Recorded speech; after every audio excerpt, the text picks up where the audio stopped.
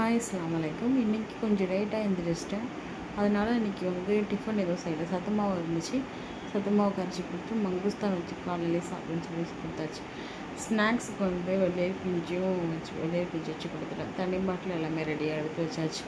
இந்த சத்து மாவு குடிக்கிறதுக்குள்ளே எனக்கு எனர்ஜி சுத்தமாக போயிடுச்சு. இனிமேல் முடிவு பண்ணிட்டேன், காலையில் லஞ்சு கட்டும் போது டிஃபன் பண்ணும்போது நம்ம எனர்ஜியாக இருந்தால் தான் பண்ண முடியும். நம்ம நல்லா சாப்பிட்டு அதுக்கப்புறமேட்டு தான் செய்யணும்னு சொல்லிட்டு முடிவு எடுத்துட்டேன். என் மாவள் என் பிள்ளைக்கு இந்த சத்து மாவு கஞ்சி குடிக்க சொல்கிறதுக்குள்ளே எனக்கு எனர்ஜி சுத்தமாக லோ ஆகிடுச்சு.